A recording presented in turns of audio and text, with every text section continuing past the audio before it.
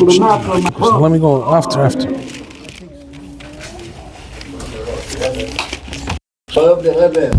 To learn hilchos abchira every day in the Yimei Ben Hamtzorim.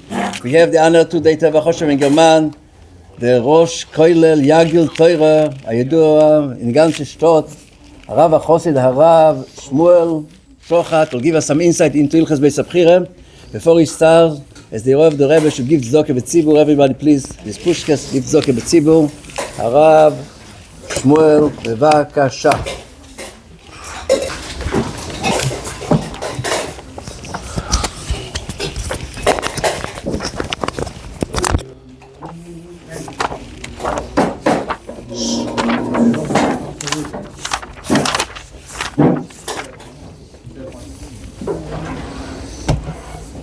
Okay, so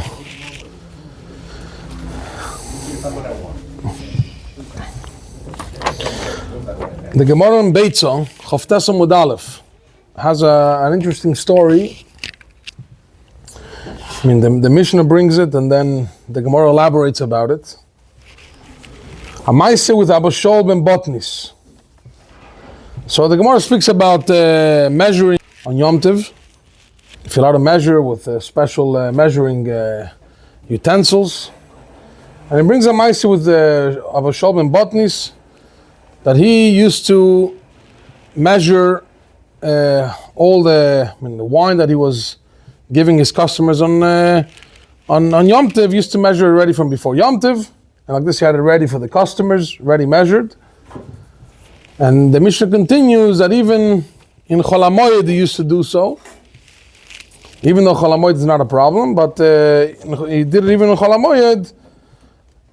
And the Gemara elaborates about it because what's called the Birurei Hamidos, which means that every time you pour wine, so there's always the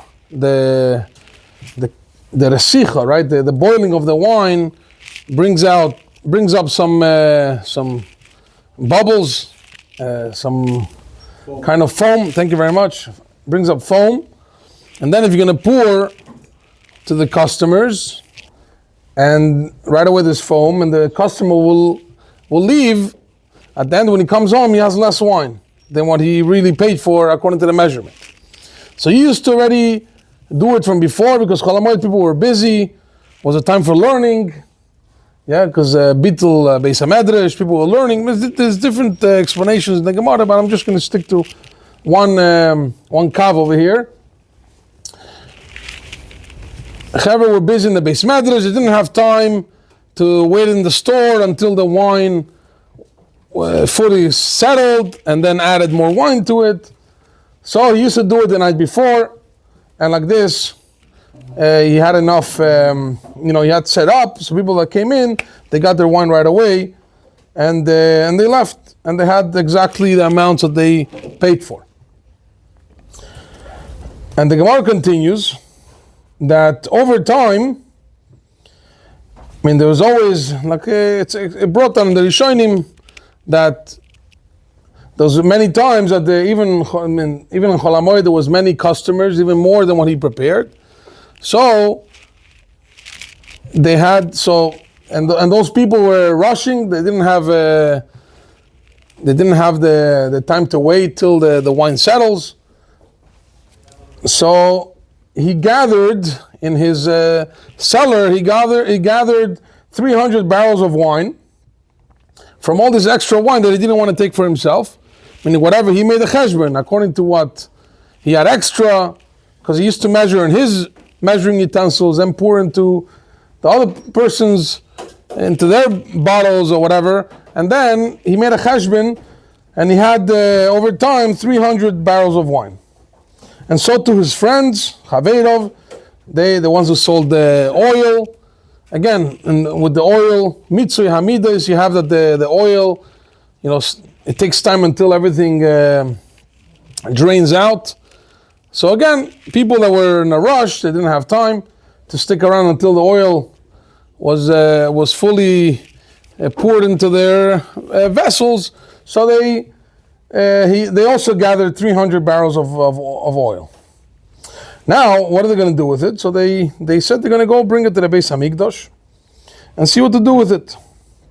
So they come to the Beis Hamikdash, the Gizborim, and they tell them, you know, use it for Hekdesh. I mean, we're not going to be Magdish it. Use it for Hekdesh. We can't be Magdish, it's not ours. We're not going to be Magdish it. But do whatever you need with it. The Chachamim there at the time said, no, you guys don't have to. There's no need for you guys to do this. It belongs to you. We're going to see soon exactly the details of how to understand this Gemara. You don't have to do it. It's yours. So Abba Shol ben Botnis and his Chaverov said, we're not interested in it. We don't want to have anything to do with this. So they said, you know what? Since you guys are machmer on yourself, use it for the needs of the community. And like this, at least the community will have pleasure from it, right? They'll have enough from it. Similar, the Gemara says, it's similar to Gezel Derabim and Einu Yedam Mi Gozal, right? Someone who stole from many people, he doesn't know from who did he steal, and he can't return it. He doesn't know who to return it to. He can't do the mitzvah of Eishav Zagzela.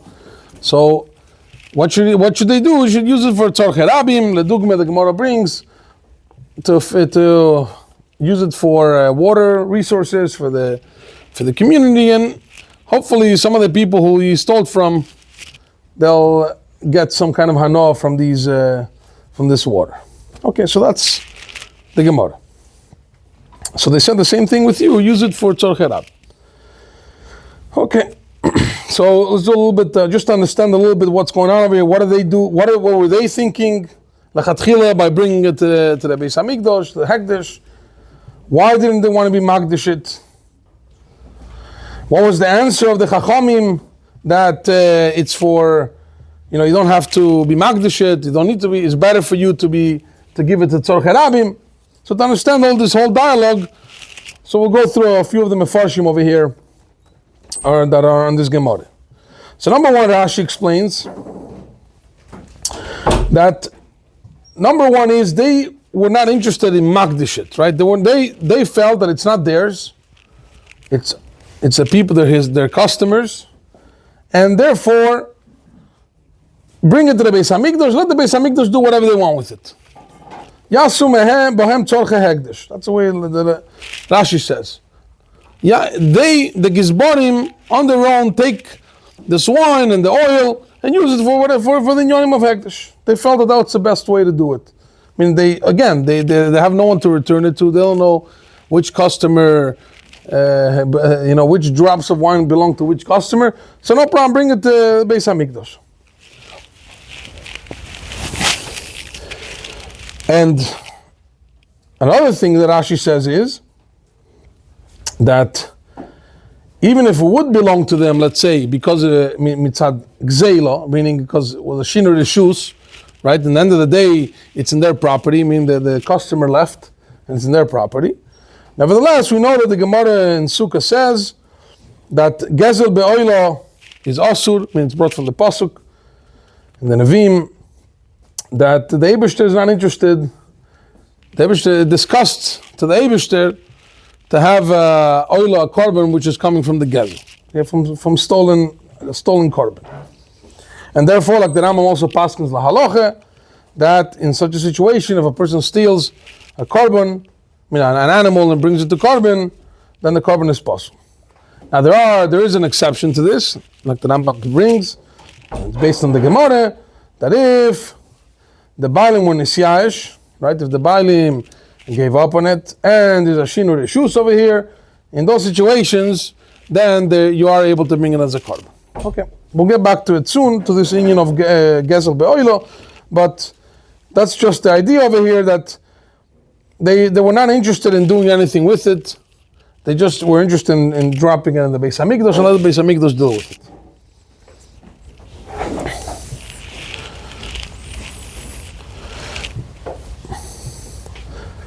So what did the Chachamim tell them?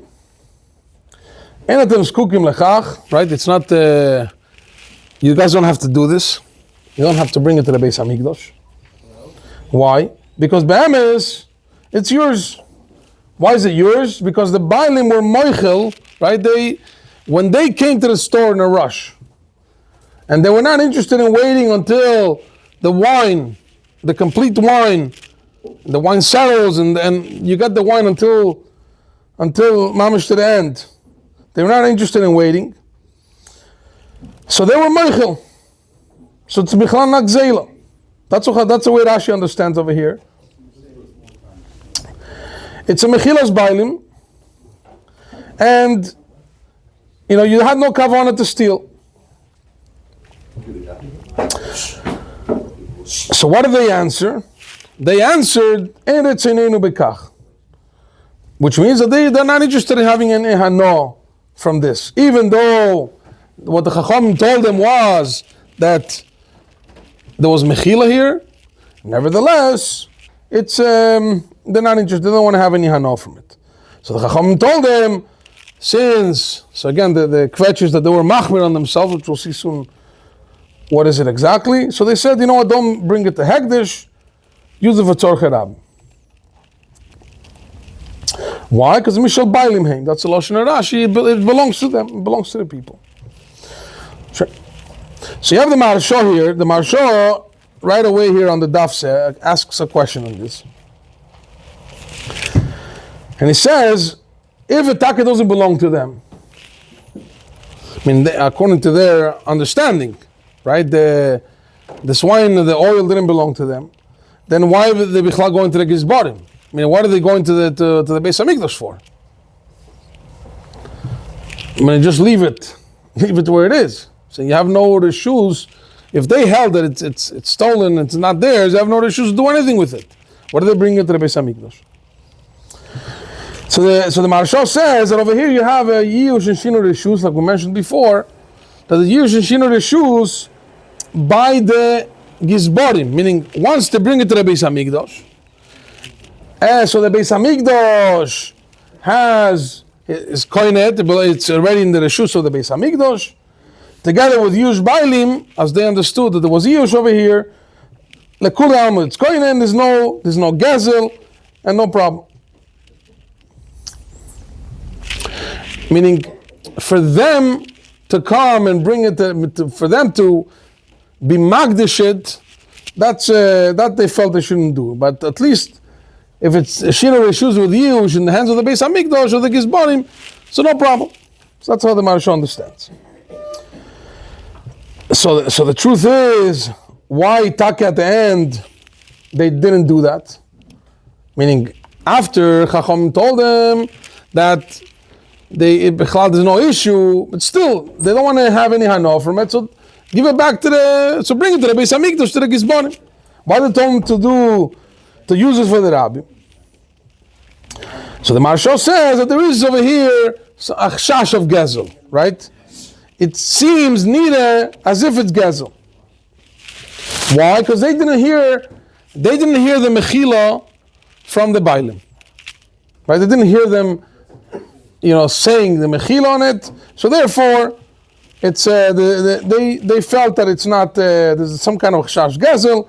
So in that case, it's like gezel de rabim, and therefore it should be used for tzorchei rabim better than hekdesh. I mean, they understood that better to bring it to the Beis Hamikdash, let the Beis Hamikdash deal with it, but then they understood that it doesn't work that way. It's more like Gedel the Rabbim in their hands, and therefore they should use it for the Rabbi. So that's what the Maharsha understands over here, the Pshat in the Gemara. But still it's not understood, l'chayra. Again, the answer that Chacham gave them is that be'emes, there's a Yush and Shinu Reshus. So whether there's a chash, or they're thinking perhaps there's a gzeil over here, but at the end of the day, it's there's a Yush and Shinu Reshus. And the Meiri Taka says, Geshmak Evart, he says that when they say that they don't want it, okay, when they say Einon Uskukim, No, sorry. When they said the lashon of Einanu Reitzim, Ein Retzeneinu Bekach, they actually were not koined beyush. That's what the media learns. The be'emes, you don't have over here the kinyan beyush. I mean, there is shinur rishus, but there's no kinyan beyush, and you need both to be able to be magdish that it should belong to you. So in that case, they can be magdishet, and therefore they could use it for tzorchei rabim. Tzorchei rabim again, go gezel the rabim, even though there's no yush. Now at the end of the day, you should give it to the rabbim. You have no other way of returning it. So the same thing here. By them saying that they're not interested in it, they were not koinet beyush. That's what the media understands over here. Now another thing to understand over here is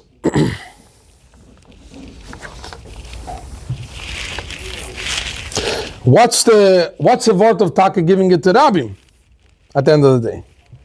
Again, I mean the same question in a sense. If there's if we don't take the answer of the Meiri, in a sense, yeah, not everyone learns that way, but let's say we do say that there is Yush and Shinur Rishus over here. Why is it better? It looks like from the Gemara that the Lashon is enatem skukim bekach, bekim shechmartem al atzmechem, therefore do with the tzorchei rabim. So it seems there's a mile in tzorchei rabim over hekdesh. So what's the pshat over here? So it's brought down, the Mefarshim on the Gemara explain that the truth is that the tzorchei rabim is a greater mitzvah in a sense than bringing it to the hekdesh. For example, we see it by Gzeila.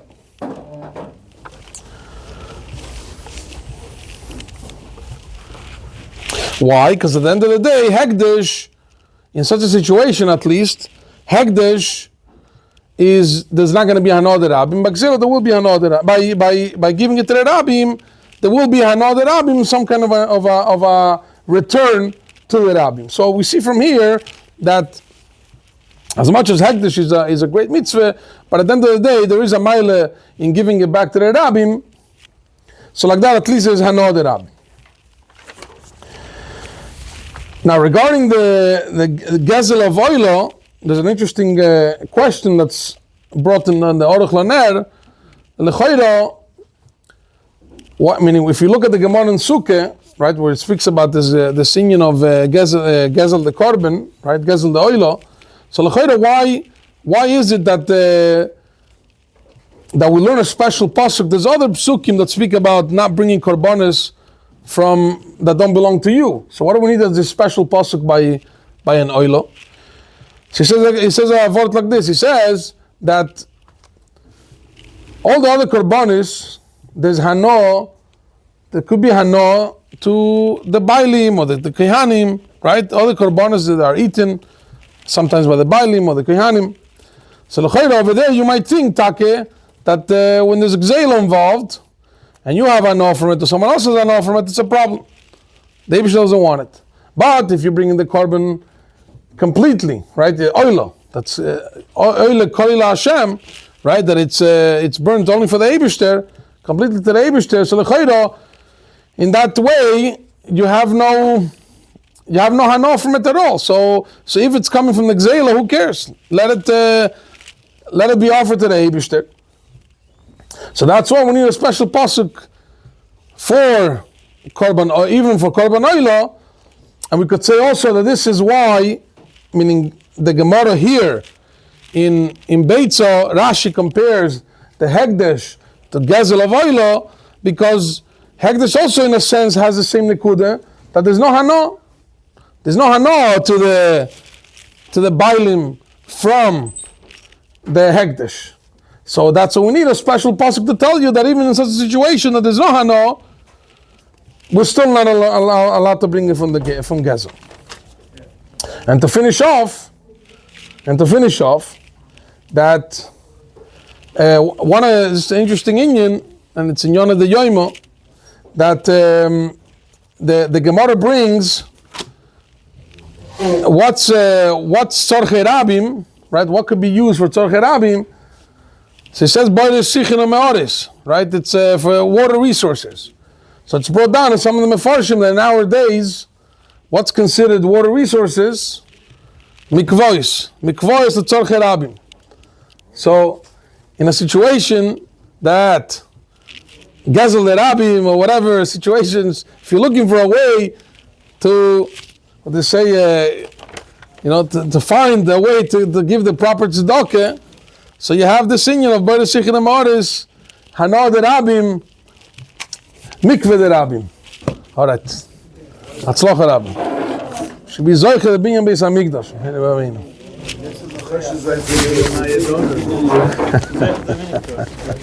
Huh?